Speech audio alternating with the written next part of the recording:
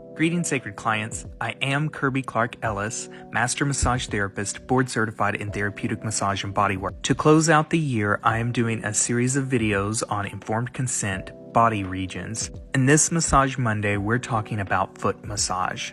A quick word about draping. Notice how I make an M-shaped drape by tucking the drape sheet between the client's feet to ensure modesty. You might also notice that this client has an abrasion or cut on their right heel. I'm going to be taking extra care to avoid working directly on that abrasion. When I work with the feet in the prone position, face down like this, I tend to use basic reflexology. Reflexology, also known as zone therapy, is a method of stimulating reflexes in the feet to promote healing throughout the whole body. In reflexology, the feet are considered to be reflections or mini-maps of the human body. Specific reflex areas relate to internal organs, glands, or other structures in the body. By applying pressure with thumbs, fingertips, knuckles, the edge of the hands, the heel or back of the hands, or fists to these reflex points, reflexologists encourage therapeutic change to the corresponding part of the body.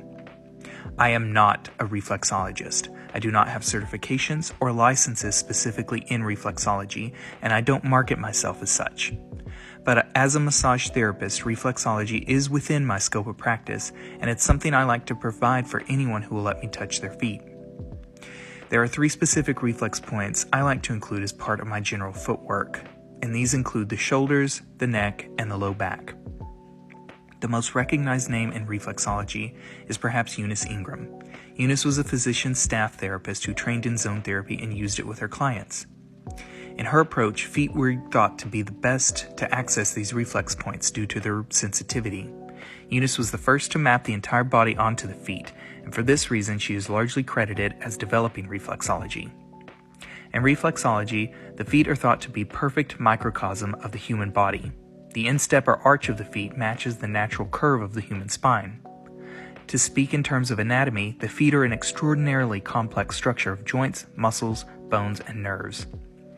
Feet consist of 19 muscles which are intrinsic to the feet, with 10 other muscles that start elsewhere in the body but cross the ankle and have actions on the feet. The feet also contain 26 bones, while the ankle and foot are made up of 34 joints. The feet have an extensive distribution of nerves, and in fact, the feet have the most amount of nerves compared to other parts of the body in relationship to their size.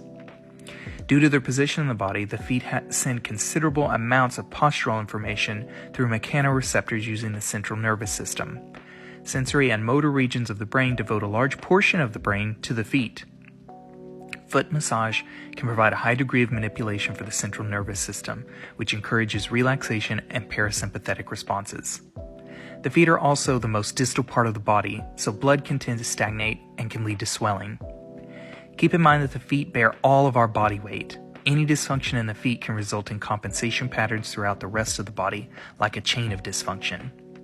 The feet also encounter hard surfaces, like concrete being a foot killer.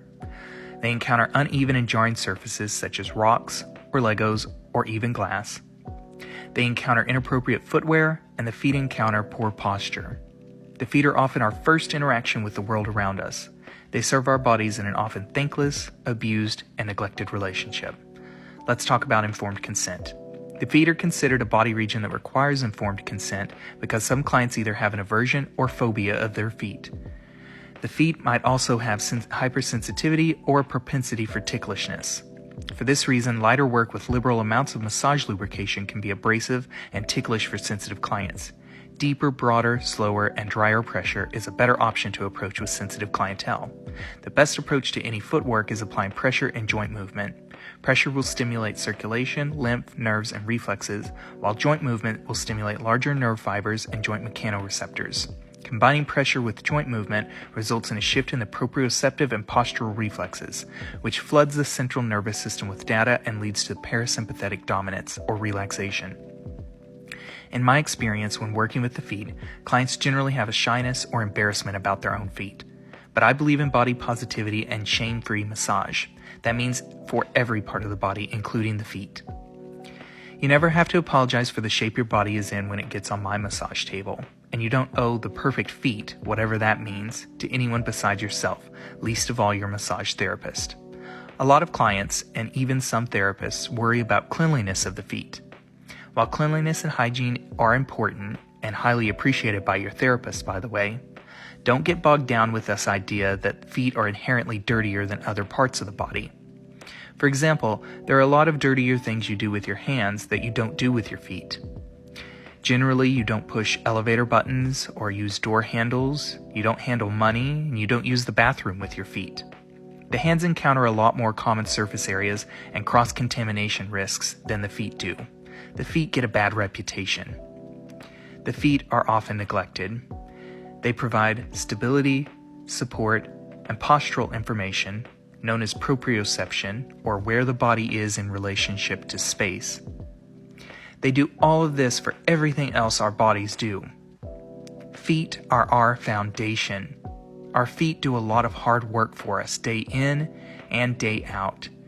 Be nurturing and loving to your feet.